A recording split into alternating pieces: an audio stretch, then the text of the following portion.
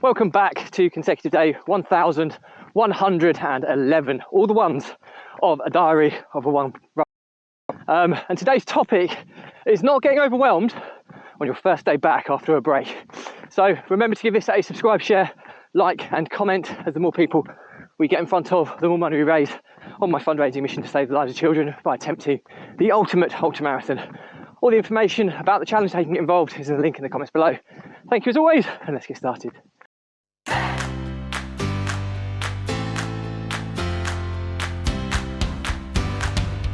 So, consecutive day 1111.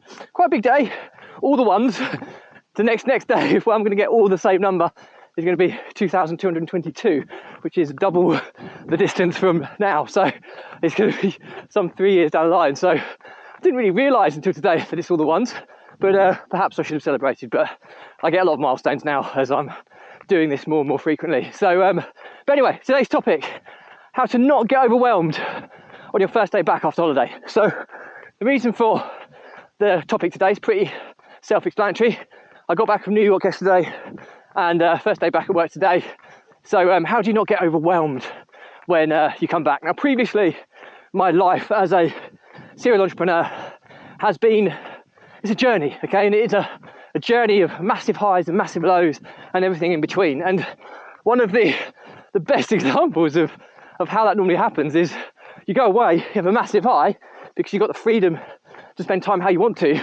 But if you don't have the right systems and processes and people and data underpinning your lifestyle, then you come back, it's a massive low as you've got to pick up all the pieces from being away, and usually your workload is significantly more than it was before you left. So that's how it used to be. And all right, it's not perfect yet, but I've managed to find a way now with my systems and processes of not getting too overwhelmed. Now, one of the first and most important facets of this is estimating the amount of time a task takes. Okay, if you can't estimate the amount of time a task is going to take, it's going to be very difficult to report and track on how much work you've got, because workload based on number of tasks isn't really going to work, because you get a task that could take a week, or you could get a task that takes 5 minutes. So number of tasks is not a sensible parameter of measuring workload, whereas amount of time it takes in minutes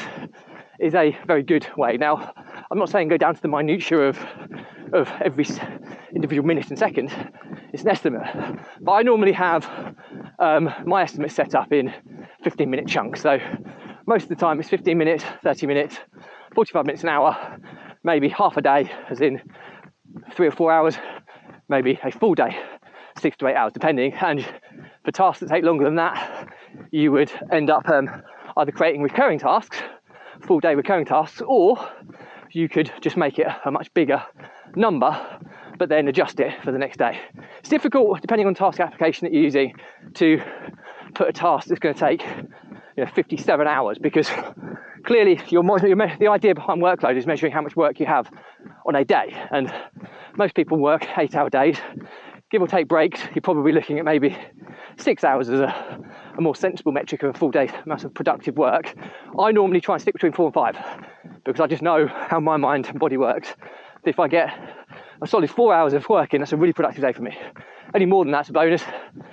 It's more than likely to be less than that. That's why I delegate and have great people around me. But that's a good metric to know how much work you've got going. And the beauty of being able to track this, if you've got then a dashboard where you've got your tasks, you can have your tasks structured so that you're not just kicking the can down the street. You have stuff to do when you get back, of course you will, but there'll be stuff that's important, stuff that's time urgent, and stuff that isn't urgent. So having the ability to measure how much time a task takes, the urgency of it, and being able to schedule your week in advance, you can ensure you don't have too much stuff drop on your lap.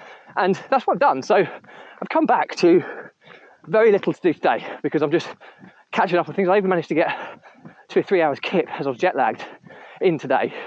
And my whole sole purpose of the task today was just to see where things are, what's happened, and my actual workload will start again tomorrow. Not tomorrow because it's Saturday, but Monday.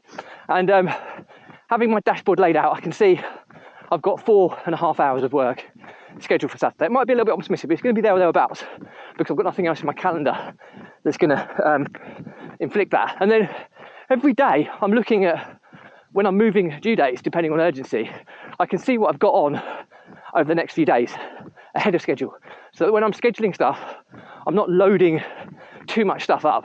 And I think it's really, really important to be able to do that. Now, I have a metric as well, which expresses the urgency, whether it has to be done on that given day, or whether it's a time-based deadline, but it needs to be done relatively close around that date.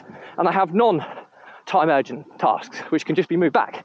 So based on those 3 prioritization levels and an estimated time and visually how much work I've got for the next week ahead, I can move stuff on so it never backs up and falls too much on my plate.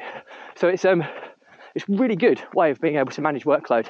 And I have that in place for all of my team members as well, because if somebody's overwhelmed with workload, it's just stressful. It demoralizes them and it causes all sorts of chaos. So think about your systems and processes in place before you go away on trips if you're an entrepreneur. If you get them right, they can take a huge amount of stress away from the whole process of living the life on your terms. So that is the moral to the story that I just summarised there. So that's it for me today. Any questions or comments, drop me a line. I'll respond to everyone. Do remember to give this a subscribe, share, like and comment. As the more people we get in front of, the more money we raise on my fundraising mission to save the lives of children by attempting the ultimate ultramarathon. All the information about the challenge, how you can get involved, is in the link in the comments below. Thank you as always. Stay positive, stay happy, and I'll see you again tomorrow.